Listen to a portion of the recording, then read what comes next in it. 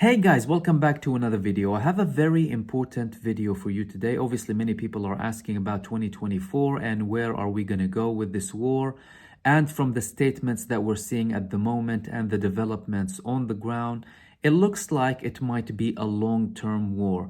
Now, today I wanted to talk about three main subjects. I might add a couple of details here and there, but the main topics revolve around the developments on the ground, including what Netanyahu said in his statement yesterday, the developments on the Yemeni scene, the very dangerous developments on the Yemeni scene, and a statement from an Israeli minister about IDF pilots refusing to assist the ground forces in Gaza. To start off with, Benjamin Netanyahu, he had a press statement yesterday, a video.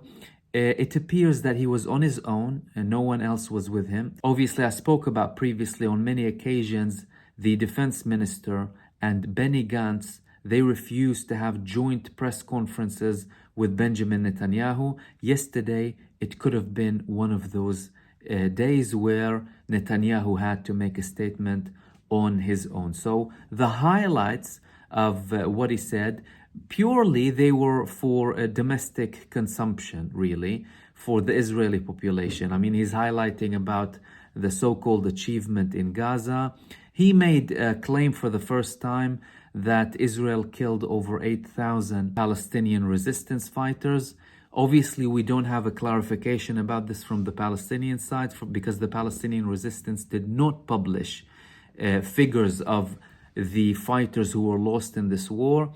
But Netanyahu said that. Obviously, the days will reveal whether it was accurate or not. And he also said that we're still going ahead with this war. And like the IDF chief said, this war will be lasting for a very long time. He also mentioned something important about the West Bank. He said that what Israel is doing in the West Bank at the moment is the biggest military action since Operation Defensive Shield, or Chomat Magen in Hebrew, in the early 2000s, where they built a wall and they reduced the number of attacks from the West Bank on Israel. So they're clearly taking lots of action in the West Bank and they're killing people left, right, and center. I mean, we've seen many videos and many reports about Palestinians being killed for nothing, literally nothing, some of them young children. And the situation in many parts of the West Bank is unbearable to the Palestinian population, especially if you take, for example, Hebron, Al-Khalil. People since the 7th of October hardly have any freedom of movement. So they have an hour or two a day to walk around or do whatever they want, about 3 days a week. Apart from that, they're advised to stay in their homes. And I mean, Hebron is the highlight of apartheid. If you look into the situation, there's an area that has about 800-900 settlers, and they control the ancient city, including Al-Masjid al-Ibrahimi, or Cave of the Patriarchs, and they abuse the Palestinians on an ongoing basis. So you have 200,000 Palestinians, and you have these radical settlers, a small, tiny number of them, being protected by an army brigade from Israel. So the situation has become even more unbearable than how it was previously, and they're struggling even more than what they used to previously. The developments on the ground, we're still seeing continued attacks from the resistance. Today, Al-Qassam Brigades, they published an image of, you can call it like, it's like a movie scene. One of their fighters holding an RPG next to a tank, blowing it into smithereens, and more other videos that they published of them attacking Israeli tanks and vehicles in Gaza. One of them was from a very long distance, and these people aim. I mean, from hundreds of meters, they aim and they target very well. And it's as if Israel is not seeing them. I spoke about this previously. It's as if Israel cannot see what's happening around it when these people attack it. And also, I spoke about in one of my previous videos about Hamas and the Palestinian resistance introducing more and new weapons to the battle, like the SAM-18, like the thermal rockets, and today there was a report that they got hold of a Chinese sniper. It's called M99 Zhejiang, and it's an anti-material rifle sniper. And apparently it's very advanced. Now, Hamas, obviously, they develop their own snipers as well. They have one that's called Al-Ghul, which apparently has even more capabilities than this Chinese one. But the fact that they're still able to channel more weapons means they have supply. They're constantly being supplied with weapons. They have routes that Israel cannot control, which leads me to the Philadelphia line between Egypt and Israel, which is across the Rafah border. And Israel and Netanyahu reiterated that they want to control the Philadelphia line. Now, Egypt still didn't come with a statement confirming this or not, but they're clearly being met with very fierce resistance from Egypt when it comes to this. I don't think that the Egyptians will allow such a thing, and if they do, it will have very bad implications on the Palestinians in Gaza. The second thing I wanted to talk to you about is the developments in the Red Sea. So yesterday, the Houthis, they confirmed that they attacked a ship after they warned it several times, and we saw it catching fire, and it was all over the place. Now, today, there has been a very dangerous escalation. For the first time, we have a confirmation that America killed some of the Houthi members, the Yemenis, in the Red Sea. And this was indeed confirmed by the spokesperson of the Yemeni army, Yahya Sari'. He said that they lost 10 of their soldiers in the Red Sea. They were on boats and they were either killed or are missing. So he sent a warning to America. He said that they need to understand the implications of what they did. Obviously, this is the first time that they're killing Yemenis, America and the coalition in the Red Sea, which is a very important escalation that could lead to even more escalation. And he also warned anyone participating with America. And he said that the Yemenis and the Arabs must be fully aware and prepared for an escalation of the war. Now, this is signaling that we might see even further escalation from this point onwards. He reiterated, Yahya Sari', that they're not targeting international ships that are not linked with Israel. He made sure that what they're doing is a moral obligation towards the people of Gaza, and they're only targeting Israeli-linked ships that either deal with Israel or go to Israel directly. Now, it's important to highlight here that the fact that they're targeting the Israeli-linked ships signals that they have very good information.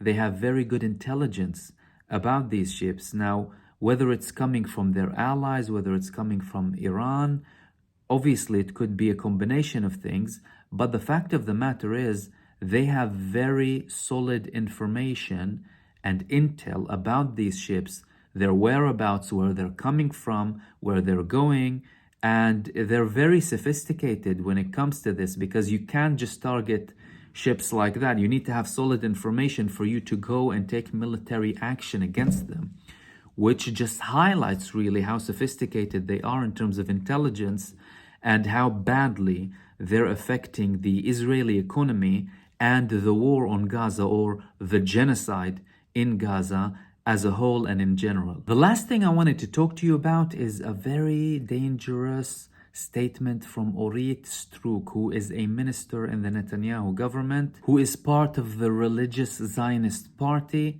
led by Bezalel Smotrich, who is the finance minister in Israel and who made very controversial statements previously, particularly when it comes to the ethnic cleansing of the Palestinians and the typical inhumanity of sadism of official Israel as it is at the moment. Now, what did she say? She said that she had a report from a soldier who was fighting in Gaza saying that one of his colleagues was killed because Israeli Air Force refused to assist. The statement she made was in form of a question during a government meeting. She said, "Are IDF pilots refusing to give ground support based on ethical reasons. Now, she got a massive backlash from the IDF, and they said that it's horrible for her to ask that question, but it's also confirming something that is definitely present in Israel. Now, in December 2022, so a year ago, because there was the judicial reform that Netanyahu and his government were pushing for, it faced fierce resistance from many Israelis, including many in the Israeli army.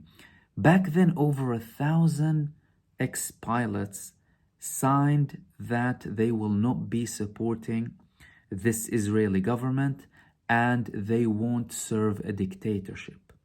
I spoke about previously how many of those who participated in the protests against Netanyahu previously, they were from the army. Some of these groups were literally army groups protesting against Netanyahu. And for the first time in history, the movement to call for rejecting to serve in the army reached historical heights. I mean, it was a taboo to speak about not serving in the army in Israel.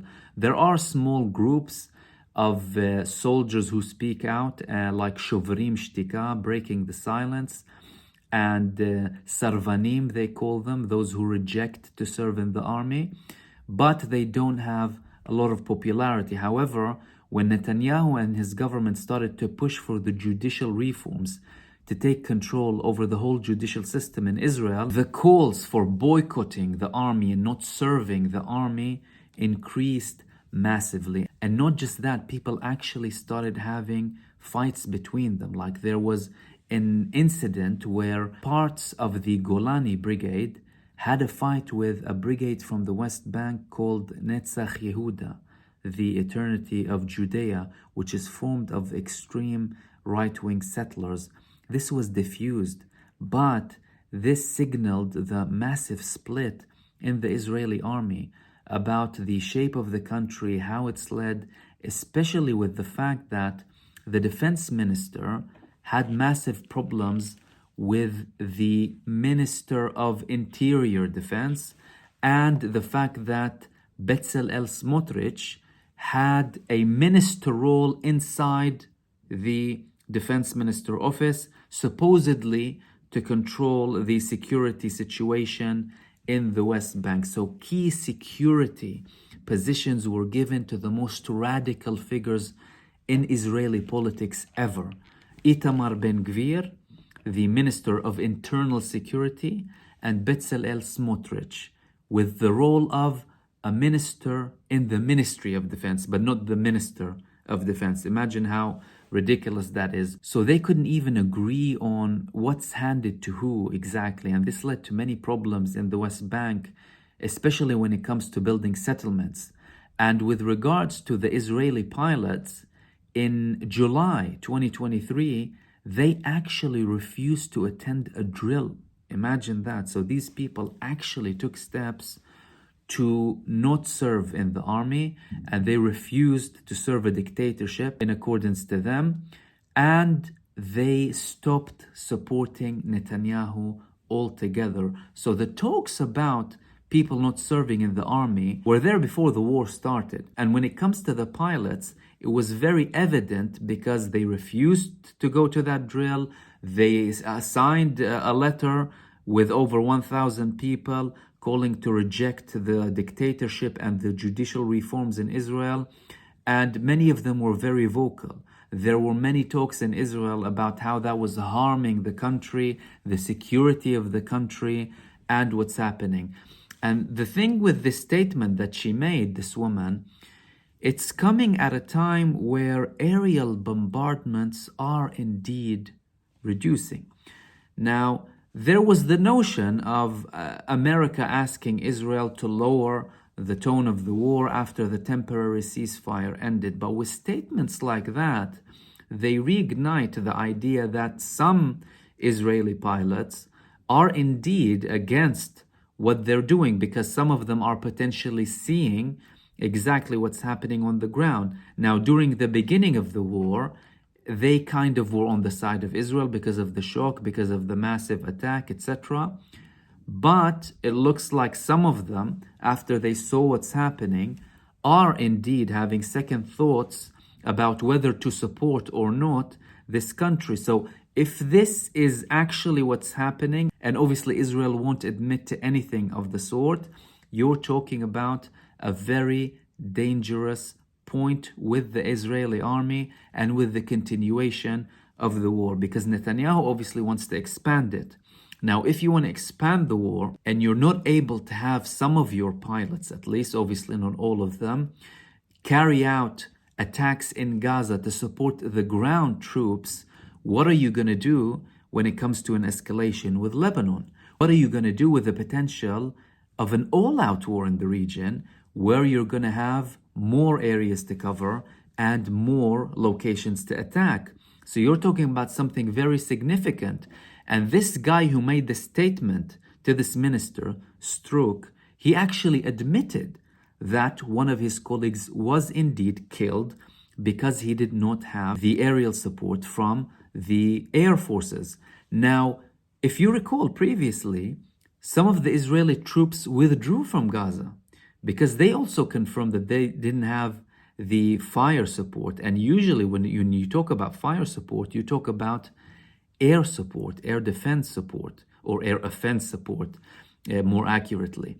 But remember, when the 2,000 Israeli soldiers that fled over a month ago, you're talking about the size of 2 brigades leaving the war. And it caused outrage. And 2 people were dismissed at the time. A further 2 were dismissed later on as well with the Shuja'iyya battle and what happened there and the massive blow that Israel got. So this statement from this minister, Strook, has things to support it. It's not like it's unsubstantiated and it's coming out of nowhere, because the radical religious Zionists, they tend to attack the army a lot. They call them many bad things in the West Bank. But Israel slowly started to radicalize the army even further to suit them, to suit the settlement establishment and the radical Zionists who live on stolen lands in the West Bank. So you're talking about a very dangerous escalation that could potentially change the way we view the war, or it could even be another pressure point on Netanyahu to try and reach an agreement, although many signs on the ground are showing that we're looking at a much longer war than initially expected, especially with the deadlines that were spoken about from America, about the end of the war being the end of December. Now we're in 2024, and with the maximum deadline of the end of January. We're 3 months in the war. This is the longest war in Israel's history, and there's potential of it going further from what we're seeing. So these were the main things I wanted to talk to you about today. As usual, I hope you enjoyed my video, and I wish you all the best for 2024, and I'll see you soon in the next video. Take care.